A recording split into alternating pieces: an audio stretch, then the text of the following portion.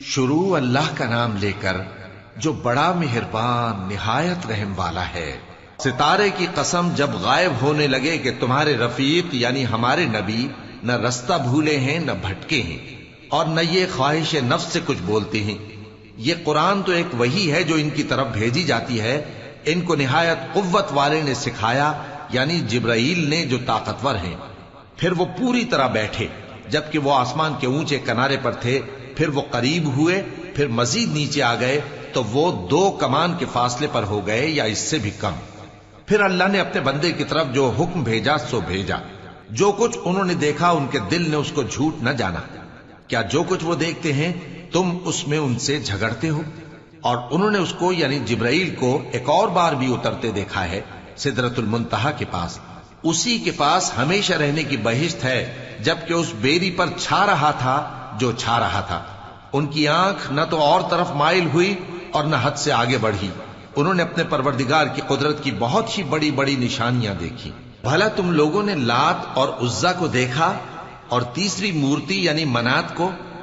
مشرکو، کیا تمہارے لیے تو بیٹے ہوں اور اللہ کے لیے بیٹیاں؟ یہ تو بہت ہی بے انصافی کی تقسیم ہوئی۔ وہ تو صرف نام ہی نام ہے جو تم نے اور تمہارے باپ دادا نے رکھ لیے ہیں، اللہ نے تو ان کی کوئی سند نازل نہیں کی۔ یہ لوگ محض خیال و گمان اور خواہشات نفس کے پیچھے چل رہے ہیں، حالانکہ ان کے پروردگار کی طرف سے ان کے پاس ہدایت آ چکی ہے۔ کیا جس چیز کی انسان آرزو کرتا ہے وہ اسے ضرور ملتی ہے؟ سو آخرت اور دنیا تو اللہ ہی کے ہاتھ میں ہے، اور آسمانوں میں بہت سے فرشتے ہیں جن کی سفارش کچھ بھی فائدہ نہیں دیتی مگر اس وقت کہ اللہ جس کے لیے چاہے اجازت بخشے اور سفارش پسند بھی کرے۔ جو لوگ آخرت پر ایمان نہیں لاتے وہ فرشتوں کو لڑکیوں کے نام سے موسوم کرتے ہیں، حالانکہ ان کو اس کی کچھ خبر نہیں۔ وہ صرف خیال و گمان پر چلتے ہیں، جبکہ خیال و گمان حق کے مقابلے میں کچھ کام نہیں آتا۔ تو جو ہماری یاد سے روگردانی کرے اور صرف دنیا ہی کی زندگی کا خواہاں ہو، اس سے تم بھی منہ پھیر لو۔ ان کے علم کی یہی انتہا ہے۔ تمہارا پروردگار اس کو بھی خوب جانتا ہے جو اس کے رستے سے بھٹک گیا، اور اس سے بھی خوب واقف ہے جو رستے پر چلا۔ اور جو کچھ آسمانوں میں ہے اور جو کچھ زمین میں ہے سب اللہ ہی کا ہے، اور اس نے خلقت کو اس لیے پیدا کیا ہے کہ جن لوگوں نے برے کام کیے ان کو ان کے اعمال کا بدلہ دے، اور جنہوں نے نیکیاں کی ان کو نیک بدلہ دے۔ جو صغیرہ گناہوں کے سوا بڑے بڑے گناہوں اور بے حیائی کی باتوں سے اجتناب کرتے ہیں، بے شک تمہارا پروردگار بڑی بخشش والا ہے، وہ تم کو خوب جانتا ہے۔ جب اس نے تم کو مٹی سے پیدا کیا اور جب تم اپنی ماؤں کے پیٹ میں بچے تھے تو اپنے آپ کو پاک صاف نہ جتاؤ۔ جو پرہیزگار ہے وہ اس سے خوب واقف ہے۔ بھلا تم نے اس شخص کو دیکھا جس نے منہ پھیر لیا اور تھوڑا سا دیا پھر ہاتھ روک لیا؟ کیا اس کے پاس غیب کا علم ہے کہ وہ اسے دیکھ رہا ہے؟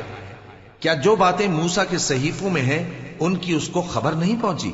اور ابراہیم کے صحیفوں کی جنہوں نے حق اطاعت اور رسالت پورا کیا، وہ یہ کہ کوئی شخص دوسرے کے گناہ کا بوجھ نہیں اٹھائے گا، اور یہ کہ انسان کو وہی ملتا ہے جس کے لیے وہ محنت کرتا ہے، اور یہ کہ اس کی محنت کا جائزہ لیا جائے گا، پھر اس کو اس کا پورا پورا بدلہ دیا جائے گا، اور یہ کہ تمہارے پروردگار ہی کے پاس پہنچنا ہے، اور یہ کہ وہ ہنساتا اور رلاتا ہے، اور یہ کہ وہی مارتا اور جلاتا ہے، اور یہ کہ وہی دونوں جوڑے یعنی نر اور مادہ پیدا کرتا ہے یعنی نطفے سے جو رحم میں ڈالا جاتا ہے، اور یہ کہ قیامت کو دوبارہ اٹھانا اسی کا ذمہ ہے، اور یہ کہ وہی دولت مند بناتا اور وہی مفلس کرتا ہے، اور یہ کہ وہی شیرا نامی تارے کا بھی مالک ہے، اور یہ کہ اسی نے عاد اول کو ہلاک کر ڈالا اور سمود کو بھی، غرض کسی کو باقی نہ چھوڑا، اور ان سے پہلے قوم نوح کو بھی۔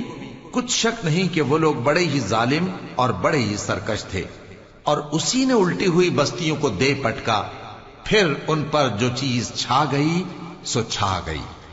تو اے انسان، تو اپنے پروردگار کی کون کون سی نعمت پر جھگڑے گا؟ یہ پیغمبر بھی پہلے کے خبردار کرنے والوں میں سے ایک خبردار کرنے والے ہیں۔ آنے والی یعنی قیامت قریب آ پہنچی، اس دن کی تکلیفوں کو اللہ کے سوا کوئی دور نہیں کر سکے گا۔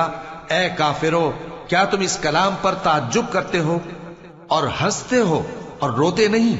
اور تم غفلت میں پڑے ہو تو اللہ کے آگے سجدہ کرو اور اسی کی عبادت کرو.